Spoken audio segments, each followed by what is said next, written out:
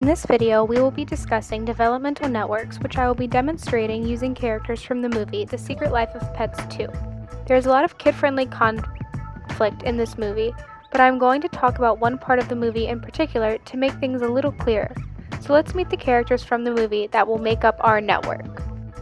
Characters I will be using from the movie are Snowball, Sergey, Daisy, and Hugh.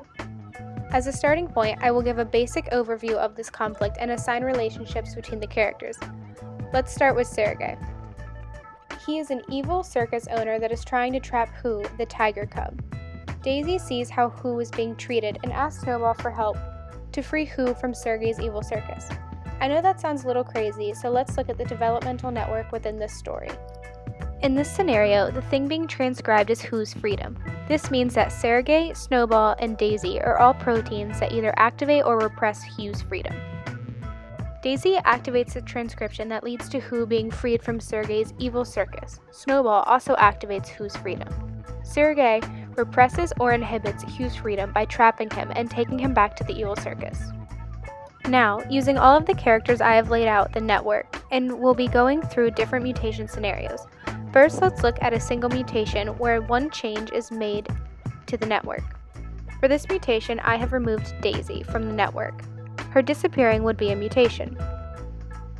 We can see that even though she was removed, Snowball can still repress Sergey's actions, meaning Who remains free. Another single mutation. Let's remove Snowball. Snowball represses Sergey's actions. However, since Snowball is not there to repress Sergey, Who would become captured. Both of these scenarios have different outcomes that were caused by a single network mutation. Let's look at the effects of a double mutation as it applies to this scenario. Looking at the same network we started with, Daisy, Snowball, Sergey, and finally Hugh's freedom being transcribed. Let's run through two different double mutation scenarios. Let's say that Snowball and Daisy were taken out of the network by a mutation. There would be nothing to repress Sergey's actions, and Sergey would trap Who, or Who's freedom would not be transcribed.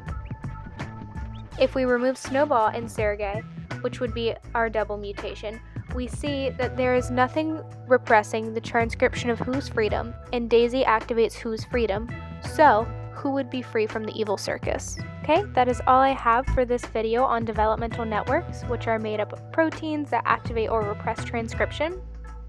I hope this explanation using characters from The Secret Life of Pets 2 movie helps explain developmental networks a little bit better and clarify the pathway, and thanks so much for watching.